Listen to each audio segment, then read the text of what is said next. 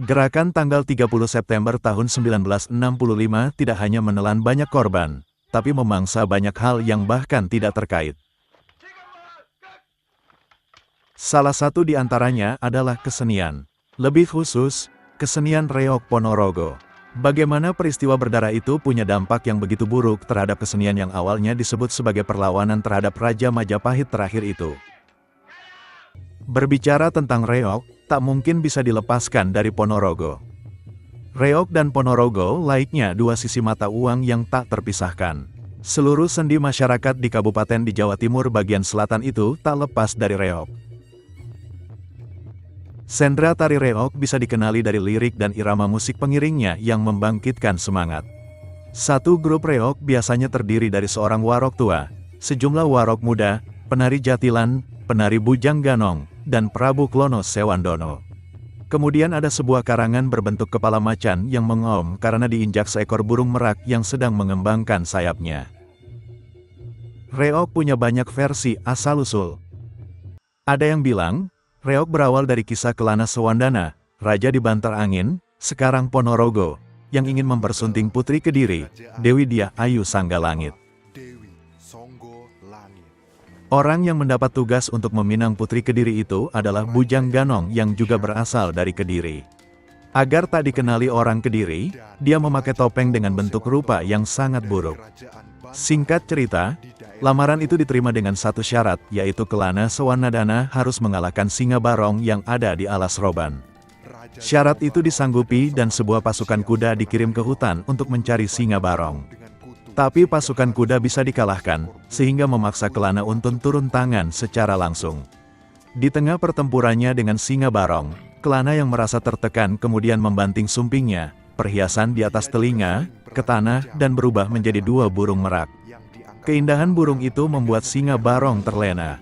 Kelengahan itu dimanfaatkan Kelana dengan mencambukkan senjatanya yang bernama Pecut Saman. Ketika pesta perkawinan Kelana Sewandana dengan Dewi Dia Ayu Sanggalangit, Singa Barong yang berhasil dikalahkan kemudian diarak bersamaan dengan dua merak yang bertengger di atasnya. Dari sinilah kemudian dikembangkan menjadi sendra tari Reog. Versi lain, Reog yang awalnya disebut Barongan adalah sebuah sindiran dari Demang Ki Ageng Kutu Suryo-Ngalam terhadap Raja Majapahit Prabu Brawijaya kelima, yang saat itu dinilai tidak bisa berbuat banyak lantaran segala kebijakan kerajaan justru dipegang oleh permaisurinya. Dalam tari Reog, Prabu Brawijaya digambarkan sebagai sosok singa dan sang permaisuri sebagai meraknya. Dalam perjalanannya, Reog mengalami berbagai macam dinamika. Reog disebut pernah dimanfaatkan untuk tujuan propaganda sebelum 1965. Sulastri, dalam artikelnya berjudul Reog Ponorogo, Kesenian Rakyat yang Tetap Jaya, bahkan menyebut kesenian ini nyaris tamat pada 1965. Pasalnya, ribuan unit Reog dibakar akibat isu yang menyebut bahwa kesenian itu digunakan sebagai alat PKI dalam mengumpulkan dan menggerakkan massa. Setelah 1965, situasi perlahan pulih setelah berdirinya organisasi Insan Takwa Ilahi atau INTI di Ponorogo. Peran para warok pun mulai berubah, bukan lagi sekadar pengumpul massa namun juga mulai jadi alat pemerintah untuk soal pembayaran PBB atau pajak bumi dan bangunan sampai penerangan tentang program keluarga berencana. Bahkan, beberapa kali grup kesenian itu berpartisipasi dalam penangkapan penjahat kelas kakap dari luar daerah yang sedang beroperasi di Ponorogo dan sekitarnya. Begitu populernya Reog Ponorogo membuat Malaysia berusaha mengklaim kesenian itu. Ini merupakan bentuk protes mereka atas klaim Malaysia yang menyebut Reog adalah warisan budaya Malaysia.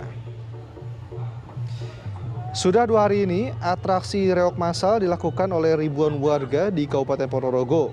Sepanjang 2007 hingga 2012, Malaysia sudah 7 kali mengklaim Reog sebagai keseniannya. Tak hanya mengklaim, Malaysia bahkan pernah mengajukan Reog Ponorogo kepada UNESCO sebagai warisan budaya mereka. Soal klaim itu, H. Ahmad Tobroni Torejo, salah satu sesepuh tokoh Reog Ponorogo, pernah buka suara. Menurutnya, Reog Ponorogo itu sudah lahir sejak ratusan tahun lalu. Saya sudah tahu sejak kecil dari Mbah Buyut hingga Mbah Canggah saya.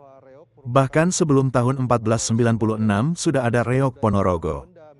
Menurut Tobroni, aksi klaim Malaysia terhadap seni Reog sudah terjadi sejak tahun 2006. Namun, Tobroni menyebut, saat ditanya alasan mengklaim reog sebagai budayanya, Malaysia selalu tidak bisa menjawab. Dia bilang, seni reog dikenal di Malaysia setelah banyaknya warga Kabupaten Ponorogo yang merantau bekerja ke negeri jiran.